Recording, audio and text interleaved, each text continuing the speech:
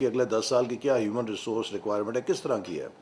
Pharma industry کو بلائیں کہ آپ کو اگلے 10 سالوں میں کس نوعیت کے لوگ چاہیے جس سے ہم پاکستان کو دنیا کے فارما میپ کے اوپر لے جائیں. سرجیکل والے ہیں ان کو بلا کے پوچھیں. اب میں سیالکوٹ گیا ایک لیڈنگ سرجیکل کمپنی کے پاس، تو وہ کہتا کہ میرے لیے جو سب سے بڑی وری ہے وہ یہ نہیں ہے کہ میں نے اگلا آرڈر کہاں سے لانا ہے. میری سب سے بڑی وری یہ ہے کہ مجھے اگر اگلا آرڈر مل گیا تو اس کے لیے بندے کہاں سے لاؤں گا. بندے نہیں. لہٰذا ان سب کو بلا کے ان سے آپ ہر روز آپ کے پاس ایک سیکٹر بیٹھا ہونا چاہیے جس سے آپ بیٹھ کے یہ پوچھ رہے ہوں کہ آپ کی ہیومن ریسورس نیڈ کیا ہے اور ہم کس طریقے سے اس کو اپنی یونیورسٹیز کے ذریعے میٹ کر سکتے ہیں. لہٰذا پہلی میپنگ جو ہے وہ مینوفیکچرنگ سیکٹر کی کریں اور اس کی آئیڈینٹیفائی کریں کیا نیڈز ہیں. سیکنڈ کی سیکٹر از ایگریکلچر.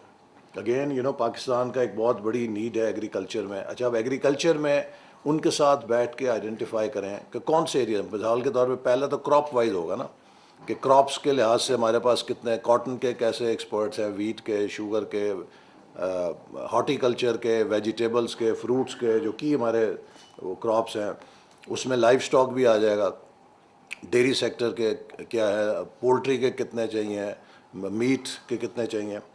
اور اسی طرح پھر دوسری فنکشنل ہے، سیڈ ڈیولپمنٹ ہے کہ سیڈ ڈیولپمنٹ کے ایکسپرٹس ہیں ہمارے پاس کہ نہیں ہیں، فارم میکنائزیشن کے ہیں کہ نہیں ہیں. تو یہ جو فنکشنل ایریاز ہیں، جی آئی ایس اور یہ جو نیو ڈرون ٹیکنالوجی آ رہی ہے ایگریکلچر میں، اس کے کتنے لوگ چاہیے ہوں گے. تو اس میں پھر آپ یہ آئیڈینٹیفائی کریں کہ ایگریکلچر کے جو ڈومینز ہیں وہ کون سے ہیں جس میں ہمیں اپنی ورک فورس کو آئیڈینٹیفائی کرنا ہے. تیسرا sector is technology, all technology related fields. اور ٹیکنالوجی میں obviously the first is I T, کہ آئی ٹی میں ہمیں کتنے لوگ چاہیے. ہمیں فیوچر میں اسپیس پروگرام اگر بنانا ہے تو ہمارے اسپیس پروگرام کی کیا نیڈز ہیں. انجینئرنگ کے جو سیکٹرز ہیں اس میں کیا نیڈ ہے. انرجی سیکٹر کی کیا نیڈ ہے ہماری ٹیکنالوجی میں. اسی طرح بایو ٹیکنالوجی یا دوسری جو ٹیکنالوجیز ہیں جن کی ریلیونس ہے. یہ ٹیکنالوجی کے جتنے ڈومینز ہیں ان سب کے اندر کون کون سی ٹیکنالوجیز ہیں جو مستقبل کے لیے ہمارے لیے ضروری ہیں اور اس میں ہمیں کتنی ضرورت ہے اور ہماری اس وقت ایگزسٹنگ کیا کیفیت ہے. Fourth is services. اب سروسز میں فائنینشیل سروسز بھی آ جائیں گی، اس میں ٹورزم اینڈ ہاسپٹیلٹی بھی آ جائے گی، اس میں ہیلتھ سروسز بھی آ جائیں گی. ٹھیک ہے، تو دیکھ لیجئے کہ سروس سیکٹر کے اندر کون کون سے ایریاز ہیں، اس میں ہماری کیا پوزیشن ہے. ففتھ از مائننگ، کہ مائننگ ایک کی ایریا ہے، اس کے اندر آپ نے کام کیا ہوا ہے، اس کے حساب سے آپ دیکھ لیں کہ پاکستان کی جو فیوچر مائننگ ہے اس میں ساری یہ کاپر اینڈ گولڈ تو نہیں ہے. اب ناردرن ایریاز میں جیمز ہیں ہمارے پاس، ساری اس سارے کے حوالے سے جی. تو جتنی مائنز ہیں اس میں ویلیو ایڈیشن کے لیے اب ماربل ہے. اتنا پاکستان کو اللہ تعالیٰ نے ماربل دیا ہے. نیچے سے شروع ہو جائیں آپ گوادر سے، وہ پورا اس پہ بیلٹ پہ چلتے ہیں چترال تک، وہ پوری یعنی کہ ہماری بیک بون جو ہے وہ گرینائٹ ہی ہے ساری.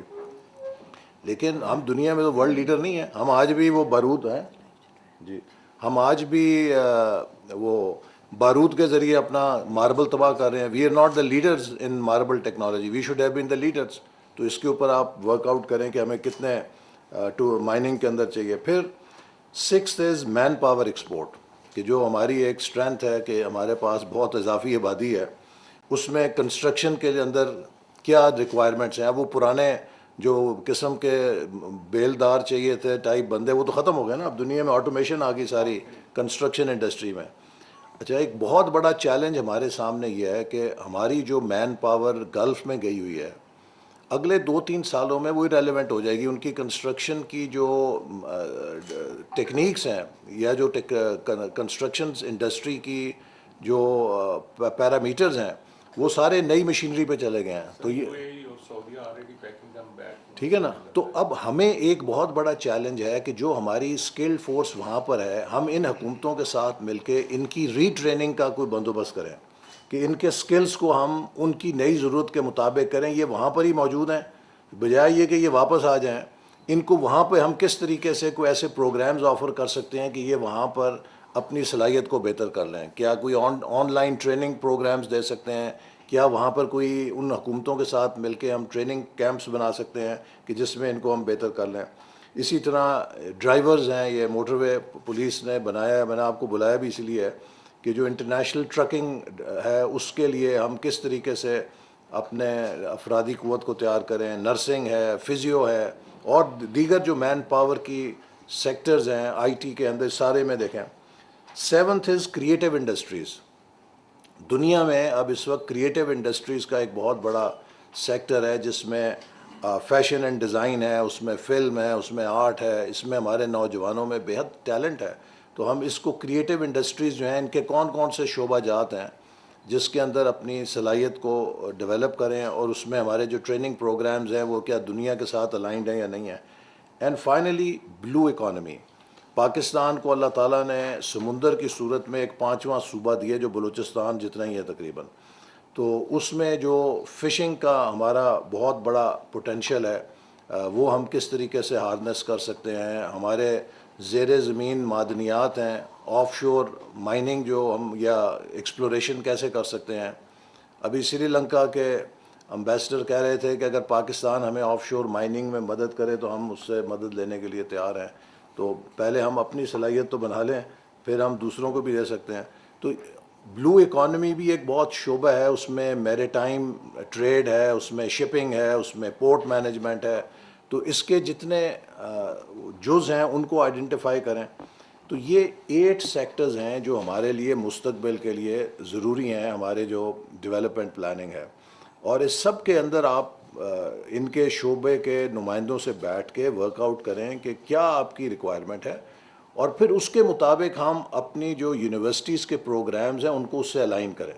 اور یہ نہیں ہے کہ ہر یونیورسٹی جس کا دل چاہے وہ جون سا مرضی پروگرام کھول لے. وہ یہ دیکھتے ہیں کہ فیس کہاں سے ملے گی, پیسے کہاں سے کمائے جائیں گے, اس کی مارکیٹ ویلیو ہے کہ نہیں ہے, تو اس سے ان کا کوئی سروکار نہیں ہے. پھر یہ نوجوان جو ہیں جب 16 جماعتیں پڑھ کے نکلتے ہیں, ان کے لیے جاب مارکیٹ میں جگہ نہیں ہوتی تو وہ فرسٹریٹ ہوتے ہیں اور وہ ایجیٹیشن کرتے ہیں پھر. تو اس لیے ہمیں یہ جہاں یقینی بنانا ہے کہ اپنے بچوں کو اعلیٰ تعلیم دیں, یہ بھی اتنی ہی ذمہ داری ہے کہ وہ تعلیم ان شعبوں میں دیں جو مارکیٹ بیسڈ ہوں تاکہ ان کے لیے روزگار کے مواقع پیدا ہو سکیں. اور پھر میں آخر میں دہراؤں گا کہ ہر پاکستانی نوجوان کو ایک پوٹینشیل ایکسپورٹر کے طور پہ تیار کریں کہ اس کے اندر انٹرپرینورشپ ہونی چاہیے, اور اس کے اندر یہ سینس ہونی چاہیے کہ میں نے ایل سی کیسے کھولنی ہے, میں نے مال کیسے بنانا ہے, کیسے باہر بھیجنا ہے, میں نے آن لائن ای کامرس کیسے کرنی ہے, کیونکہ اب تو دنیا میں سارا کام ای کامرس کے ذریعے ہو رہا ہے. تو ان کو یہ بیسک سینس ہونی چاہیے کہ وہ ایک انٹرپرینور بن کے کیسے ایکسپورٹ کر سکتا ہے, کیونکہ that is Pakistan's number 1 need right now. تو اس پیرائے اور فریم ورک کے ساتھ آپ ایک اپنا بنائیں plan, and then I think that will be important useful for our future needs.